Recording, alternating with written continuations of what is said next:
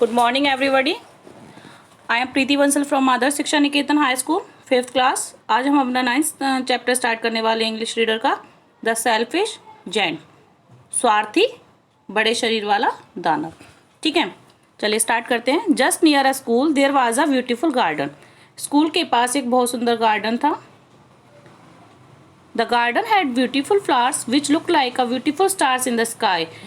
Garden had beautiful flowers, garden में सुंदर सुंदर फूल थे। Which look like a beautiful stars in the sky, वो कैसे लगते थे जैसे कि आकाश में तारे चमक रहे हों। Words hopped about on the branches of the trees and सैंग sweet notes of Joy. पक्षी थे वो पेड़ की शाखाओं पर फुदक फुदक कर कूद रहे थे और ऐसा लग रहा था जैसे मीठे गीत गा रहे हों।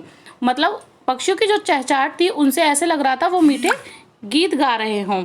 The garden belong to the giant, garden किसका था? बड़े शरीर वाले दानव का। He had gone to visit one of his friend and did not return for several year. एक बार वो अपने फ्रेंड के यहाँ गया and did not return for several year, और काफ़ी सालों तक वापस नहीं आया। Every afternoon children from the school came to play in it. हर दोपहर को स्कूल के बच्चे यहाँ खेलने आने लगे। When the giant came back, जैसे ही वो बड़े शरीर वाला दानव वापस आया, he became very angry to see them playing in the garden. उसे यह देखकर बहुत गुस्सा आया कि बच्चे उसके गार्डन में खेल रहे हैं। He shouted at them, वो उन पर चिल्लाया। What are you doing here in my garden? तुम मेरे गार्डन में क्या कर रहे हो? This is my garden and I won't allow anyone to play in it. यह गार्डन मेरा है और मैं किसी को भी यहाँ खेलने के लिए परमिशन नहीं देता। It is for me only, यह केवल मेरे लिए है। The children saw and heard the giant thunder. Children ने देखा and heard the giant thunder. उसके बोली ऐसी थी जैसे कि एक कोई तूफान आ गया। They ran away in fear, और वो डर से भाग गए। Selfish as he was, the giant built a high wall round his garden and put up a notice board reading. वो स्वार्थी दानव था, उसने ताकि बच्चे अंदर ना आए उसने अपने गार्डन के चारों तरफ एक दीवार लगवा दी और उस पर क्या नोटिस लगा दिया? ट्रेसपासर will be prosecuted.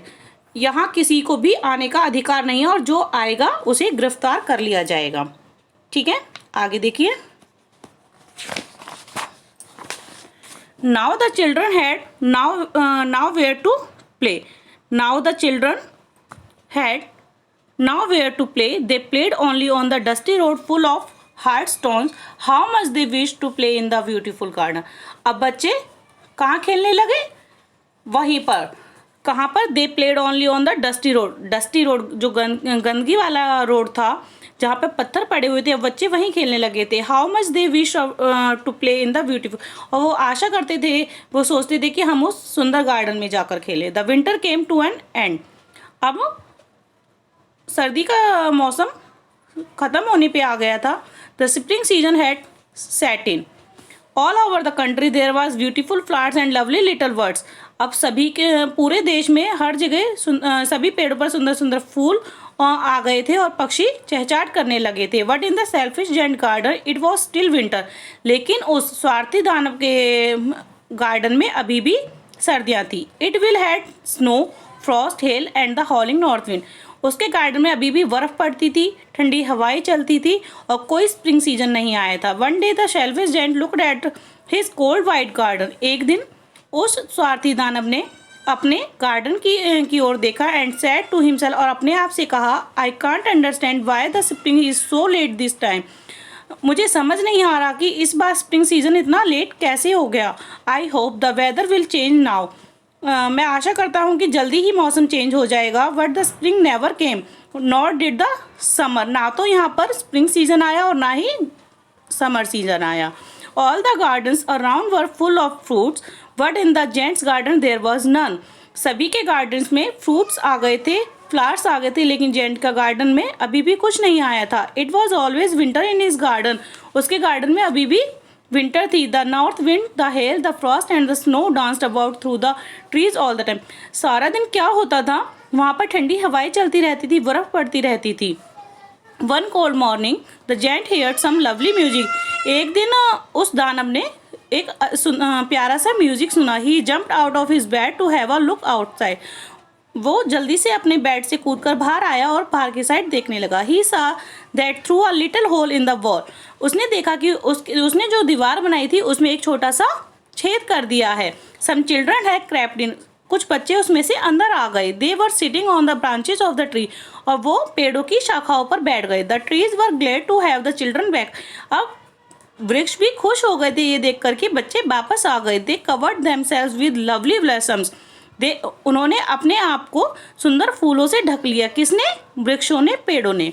They waved their branches gently over the children head, अब शाखाएं हिलने लगी थी बच्चों के सिर पर, उसके पत्ते लहराने लगे थे, उसकी शाखाएं लहराने लगी थी। The birds flu about and sang and delight, पक्षी उड़ने लगे थे और मीठा गीत गाने लगे थे। व्हाट अ लवली साइट, ये कितना ही सुंदर दृश्य था। आगे देखिए, but in the farthest corner of the garden it was still winter, लेकिन दूर एक कोने में अभी भी विंटर थी। A little boy stood under a tree with his hands spread out. एक छोटा सा बच्चा एक पेड़ के नीचे अपनी बाहें फैलाए खड़ा हुआ था। His hands could not reach the branches of the tree. उसके छोटे छोटे हाथ पेड़ की शाखाओं तक नहीं पहुंच रहे थे। He was crying bitterly. वो फूट फूट कर रो रहा था। The tree was trying to lower its branches but to no use. पेड़ भी चाहता था कि मैं भी अपनी शाखाएं नीचे करूं ताकि ये बच्चा मुझे छू सके, लेकिन ऐसा नहीं हुआ। It was still covered with Frost and snow, और वो बर्फ और ठंडी हवाओं से ढक गया। द जेंट हार्ट मेल्टेड, दानव का दिल पिघल गया। He now understood why the spring would not come to his garden, अब वो समझ गया था कि उसके गार्डन में स्प्रिंग सीजन क्यों नहीं आया था। He said how selfish I have been, वो कहने लगा मैं कितना स्वार्थी था। I will put the poor little boy on the highest branch of the tree, अब उसने कहा अपने आप से कहा, सोचा कि अब मैं इस छोटे से बच्चे को पेड़ की सबसे ऊंची शाखा पर बैठाऊंगा। I shall knock down the high wall I have put up, जितनी ऊपर मैं इसे बैठा सकता हूँ उतनी ऊपर इसे बैठाऊंगा। My garden will be a playground for the children forever and, अब हमेशा हमेशा के लिए मेरा गार्डन बच्चों के लिए प्ले ग्राउंड बनकर रहेगा। The giant came downstairs, वो सीढ़ियों से नीचे आया। And went to the little boy, और छोटे बच्चे के पास गया। When the children saw him, जैसे ही बच्चों ने उस जेंट को देखा, they ran away out of fear, वो डर के भाग गए। Only the little boy did not run away, वो छोटा बच्चा अभी नहीं गया था, नहीं भागा था। He did not see the giant because of tear in his eyes, वो क्यों नहीं भागा था? क्योंकि उसने जेंट को देखा ही नहीं था, उसकी आंखें आंसू से भरी हुई थी। ठीक है, अभी इसका एक पार्ट और है, ये कंप्लीट 9th चैप्टर यहाँ कंप्लीट होता है। 10th चैप्टर में इसका सेकंड पार्ट होगा जो हम नेक्स्ट वीडियो में पढ़ेंगे। आप भी इसे रीड करना। Okay, thank you.